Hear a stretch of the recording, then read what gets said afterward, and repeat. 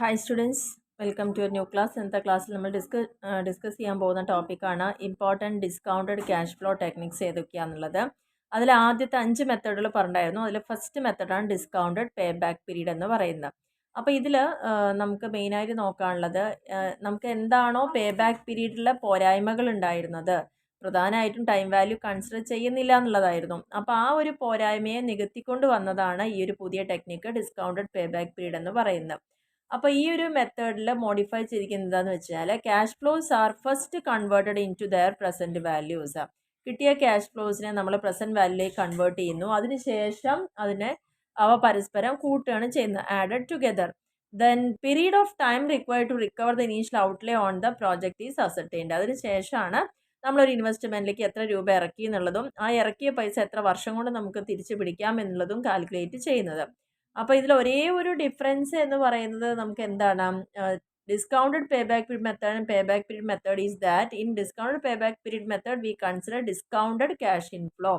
അതായത് pay back പീരീഡിൽ നമ്മൾ രണ്ട് മോഡലും ചെയ്യുമ്പം ഇവ തമ്മിൽ ഒരേ ഒരു വ്യത്യാസം, ഈ ഒരു മോഡലാകുമ്പോൾ ആ ഒരു പ്രസൻറ്റ് വാല്യൂയിലേക്ക് കൺവേർട്ട് ചെയ്യുന്നു എന്നുള്ളത് മാത്രമാണ് അവിടെ വരുന്ന വ്യത്യാസം എന്ന് പറയുന്നത്.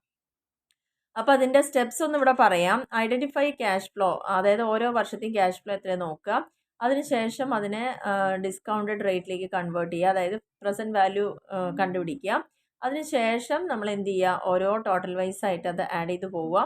ആൻഡ് ഫൈനലി എന്ത് ചെയ്യുന്നുണ്ട്, ആ total equals to the initial investment.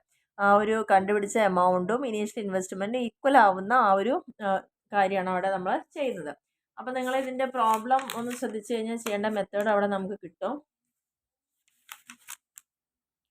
ഈ ഒരു മെത്തേഡിൻ്റെ അഡ്വാൻറ്റേജസ് എന്തൊക്കെയാണല്ലോ, ഒന്ന് ടൈം വാല്യൂ ഓഫ് മണി ഇവിടെ കൺസിഡർ ചെയ്യുന്നു എന്ന് തന്നെയാണ് ഇതിൻ്റെ ഏറ്റവും വലിയ പ്രത്യേകതയായിട്ട് നമുക്ക് പറയാനുള്ളത്. രണ്ടാമത്തത് റിസ്ക് നമുക്ക് അസസ് ചെയ്യാൻ പറ്റുക, വളരെ സിമ്പിളായിട്ട് തന്നെ നമുക്ക് അപ്ലൈ ചെയ്യാൻ പറ്റുന്ന മെത്തേഡ്. 3 അഡ്വാൻറ്റേജ് ആണ് ഇവിടെ പറഞ്ഞിരിക്കുന്നത്.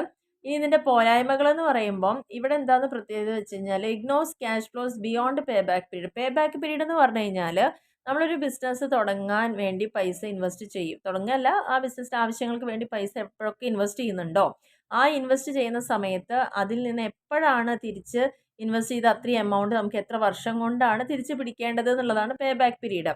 അതിനുശേഷം അതായത് 5 വർഷം കൊണ്ട് തിരിച്ച് പിടിച്ചാൽ 6ാമത്തെ വർഷത്തിൽ കിട്ടിയതൊന്നും നമ്മളിവിടെ കണക്കാക്കുന്നില്ല എന്നതാണ് ഇതിൻ്റെ ഒരു ഡ്രോബാക്ക് ആയിട്ട് പറയുന്നത്. പിന്നെ ഒരിക്കലും ഓവറോൾ പ്രോഫിറ്റബിലിറ്റി ഒന്നും ഈ ഒരു മെത്തേഡ് കൊണ്ട് നമുക്ക് മെഷർ ചെയ്യാൻ സാധ്യമല്ല. പിന്നെ എപ്പോഴും പ്രോഫിറ്റിനെ ബേസ് ചെയ്ത് വരുമ്പോൾ അതൊരു ഷോർട്ട് ടേം ഫോക്കസ് മാത്രമായിട്ട് വരികയാണ്.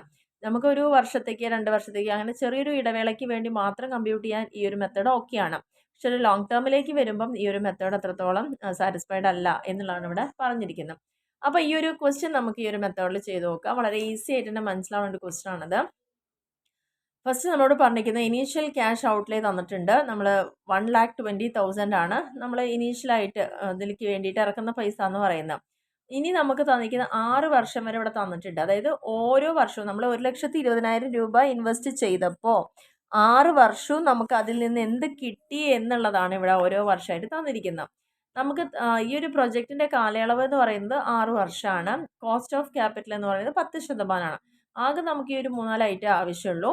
അപ്പോൾ അതിന് വേണ്ടിയിട്ട് നമ്മൾ പ്രിപ്പയർ ചെയ്യാൻ വേണ്ടി നമ്മൾ ഹെഡിങ്ങുകൾ എഴുതിയിട്ടുണ്ട്. ഫസ്റ്റ് ഇയർ ആണ് കൊടുത്തിരിക്കുന്നത്. പിന്നെ ക്യാഷ് ഇൻഫ്ലോ, ഓരോ വർഷവും നമുക്ക് കിട്ടിയിരിക്കുന്ന ഈ ക്യാഷ് ഇൻഫ്ലോ ആണ് ഇവിടെ എടുത്തെഴുതിയിരിക്കുന്നത്. ഇനി നമ്മൾ നെക്സ്റ്റ് കോളം ചെയ്യുന്നത് ഈ 10% ആണല്ലോ കോസ്റ്റ് ഓഫ് ക്യാപിറ്റൽ. അപ്പോൾ അതിൻ്റെ PV ഫാക്ടറാണ് നമ്മൾ കാണുന്നത്. അതായത് നമ്മൾ 10% പ്രസൻറ്റ് വാല്യൂ ടേബിളിൽ എടുത്തതിന് ശേഷം അതിന് നേരെ വരുന്ന 1ാമത്തെ 2ാമത്തെ 3ാമത്തെ അങ്ങനെ 6 വർഷം വരെ വരുന്ന എമൗണ്ടുകളാണ് ഇത് കാണിച്ചിരിക്കുന്നത്. പിന്നെ നമ്മൾ ചെയ്യുന്നത് ഈ 50,000-നെ ഈ കിട്ടിയ പ്രസൻറ്റ് വാല്യൂ കൊണ്ട് ഇൻറ്റു ചെയ്യുമ്പം നമുക്ക് എന്താ കിട്ടുന്നത്, ഒരു വർഷം കഴിയുമ്പോൾ ശരിക്കും 50,000 നമുക്ക് കിട്ടിച്ചാലും ഒരു വർഷം കഴിയുമ്പോൾ അതിൻ്റെ വാല്യൂ എത്രയേ ഉള്ളൂ, 45,450 രൂപയേ ഉള്ളൂ. അപ്പോൾ അടുത്ത കോളം ഹെഡിങ് ആണ് ക്യുമുലേറ്റീവ് പ്രസൻറ്റ് വാല്യൂ എന്ന് പറയുന്നത്. അപ്പോൾ ആദ്യത്തെ വർഷത്തെ പ്രസൻറ്റ് വാല്യൂ സെയിം തന്നെയാണ്, അതങ്ങനെ തന്നെ എഴുതി. 2ാമത്തെ വർഷം എന്ന് പറയുമ്പോൾ ഇവിടെ ഞാൻ ഒന്നുകൂടി പ്രോബ്ലം പറഞ്ഞുതരാം. ആദ്യത്തെ കേസ് 50,000, അതിൻ്റെ 10% 0.905 ആണ്. അപ്പോൾ നമുക്ക് ടെക്സ്റ്റിൻ്റെ ഏറ്റവും ലാസ്റ്റിൽ തന്നെ അത് കൊടുത്തിട്ടുണ്ട് പ്രസൻറ്റ് വാല്യൂ ടേബിൾ. നിങ്ങളൊന്ന് വെരിഫൈ ചെയ്യാതെ നമ്മുടെ കോസ്റ്റ് ഓഫ് ക്യാപിറ്റൽ 10% ആണ്.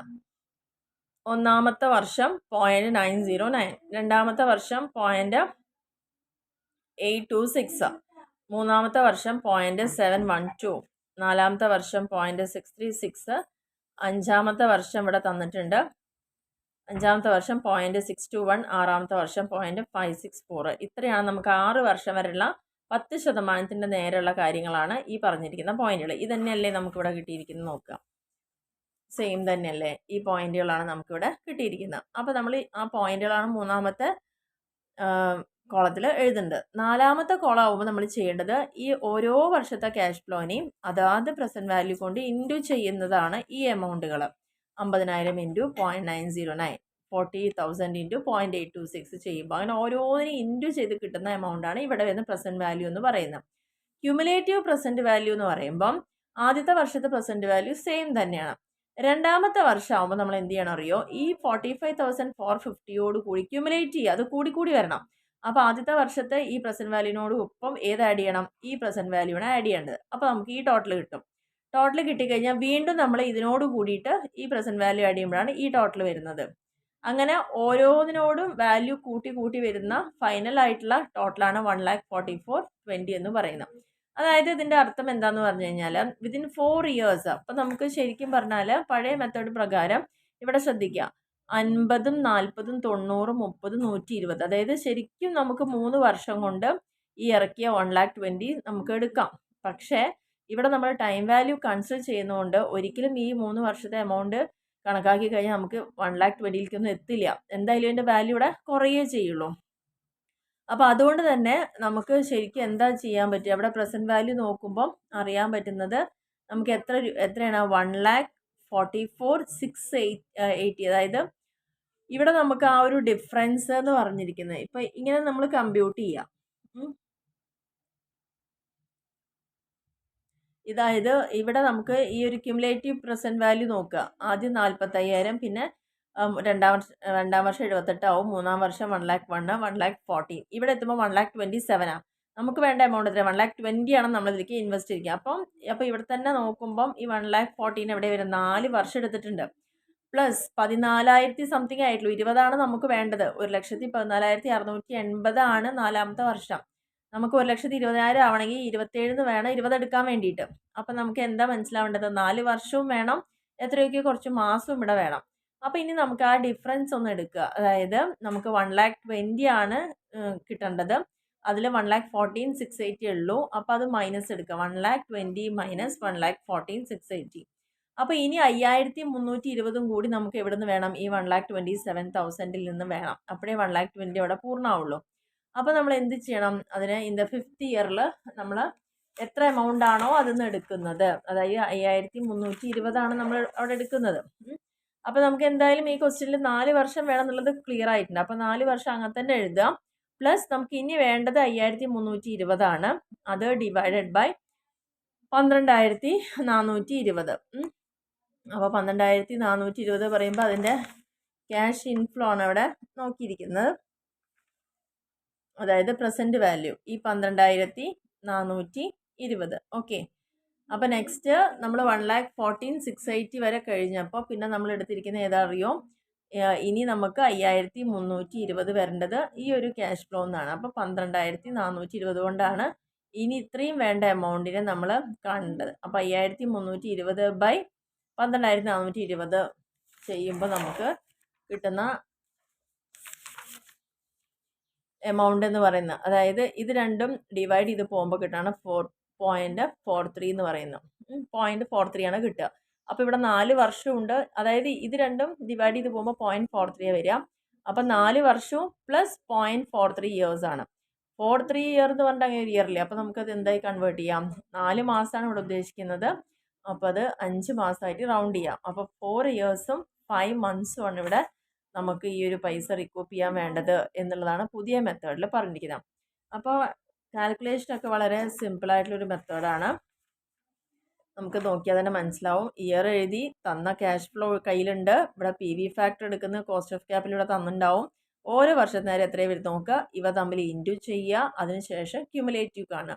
ക്യുമുലേറ്റീവ് കാണുക എന്ന് പറഞ്ഞാൽ ഓരോന്നിനോടും കൂടി കൂട്ടി നമ്മൾ എഴുതുകയാണ് ചെയ്യുന്നത്. ഇനി നമ്മൾ എഴുതി കഴിഞ്ഞ് കഴിഞ്ഞാൽ ശ്രദ്ധിക്കേണ്ട കാര്യം, നമുക്കിവിടെ 1,20,000 ആണ് ഇറക്കിയിരിക്കുന്നത്. അപ്പോൾ ആ പൈസയാണ് കിട്ടേണ്ടത്.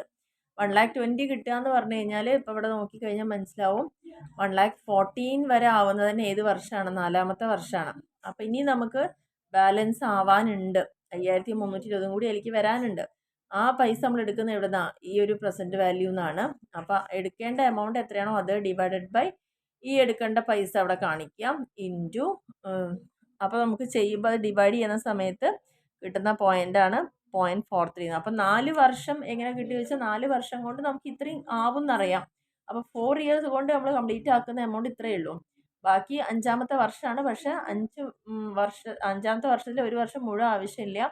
അവിടെ നമുക്ക് മാസങ്ങളെ ആവശ്യമുള്ളൂ. അത് കമ്പ്യൂട്ട് ചെയ്യാനാണ് ബാലൻസ് വേണ്ട തുക ബൈ അതിൻ്റെ പ്രസൻറ്റ് വാല്യൂ. നെക്സ്റ്റ് ഇയറിൻ്റെ 5ാമത്തെ വർഷത്തെ പ്രസൻറ്റ് വാല്യൂ നമ്മളെടുത്ത് ചെയ്യുമ്പോൾ അവിടെ ഒരു പോയിന്റ് കിട്ടിയത്. അപ്പോൾ 4 വർഷവും നമുക്ക് റൗണ്ട് ചെയ്ത് പറയുമ്പോൾ 5 മാസം കൊണ്ടാണ് ഈ ഒരു എമൗണ്ട് നമ്മൾ റിക്കോപ്പ് ചെയ്യുന്നത് എന്നുള്ളതാണ്. അതാ ഞാൻ നേരത്തെ പറഞ്ഞത്, നമ്മൾ പേ ബാക്ക് ആണ് ചെയ്യുന്നതെങ്കിൽ ഇതിൻ്റെ ഒന്നും ആവശ്യമില്ല, പ്രസൻറ്റ് വാല്യൂ ഒന്നും കാണില്ല. നമ്മൾ എന്താ നേരത്തെ ചെയ്തിട്ടുണ്ടായിരുന്നു? വെറുതെ ഇത് ആഡ് ചെയ്തു. അങ്ങനെ നോക്കുമ്പോൾ 3ാമത്തെ വർഷം തന്നെ ആ മെത്തേഡ് പ്രകാരം ചെയ്യുമ്പോൾ നമ്മൾ 1,20,000 അച്ചീവ് ചെയ്ത് കഴിഞ്ഞു അല്ലേ? ഇവിടെ തന്നെ നമുക്ക് അപ്പോൾ ഇങ്ങനത്തെ ആ മെത്തേഡ് നോക്കുമ്പോൾ ഇവിടെ 3ാമത്തെ വർഷം തന്നെ ചെയ്ത് കഴിഞ്ഞു. പക്ഷെ നമ്മൾ ടൈം വാല്യൂ കൺസിഡർ ചെയ്തപ്പോൾ എന്തായി? നമുക്ക് ഈ ഇറക്കിയ പൈസ കിട്ടണമെങ്കിൽ അതിൻ്റെ ഒരു വാല്യൂ തുല്യമായി വരുന്നത് എവിടെയാണ്? 4 വർഷവും 5 മാസവും കഴിയുമ്പോഴാണ് നമുക്ക് നമ്മൾ ഇറക്കിയ പൈസയ്ക്ക് തുല്യമായിട്ടുള്ള വാല്യൂ കിട്ടുന്നത് എന്നുള്ളതാണ് ഇതിലൂടെ മനസ്സിലാക്കാൻ സാധിച്ചത്. അപ്പോൾ ഇതാണ് നമുക്ക് ഡിസ്കൗണ്ടഡ് മെത്തേഡിലെ ആദ്യത്തെ ഡിസ്കൗണ്ടഡ് പേ ബാക്ക് പീരീഡ് മെത്തേഡ് എന്ന് പറയുന്നത്. അപ്പോൾ ഈ പറഞ്ഞ ക്വസ്റ്റ്യൻസ് അല്ലെങ്കിൽ ഇതിൻ്റെ ഈ ക്വസ്റ്റ്യനും ആൻസർ നിങ്ങൾക്ക് എല്ലാവർക്കും ക്ലിയർ ആയെന്ന് വിചാരിക്കുന്നു. അപ്പോൾ വീഡിയോ ഇഷ്ടപ്പെടുകയാണെങ്കിൽ തീർച്ചയായിട്ടും ലൈക്ക് ചെയ്യാനും ഷെയർ ചെയ്യാനും കമൻറ്റ് ചെയ്യാനും മറക്കരുത്. ഒപ്പം തന്നെ സബ്സ്ക്രൈബ് ചെയ്യാത്ത ആളുകളുടെയും തീർച്ചയായിട്ടും ഒന്ന് സബ്സ്ക്രൈബ് ചെയ്യുക, സപ്പോർട്ട് ചെയ്യുക. Okay, thank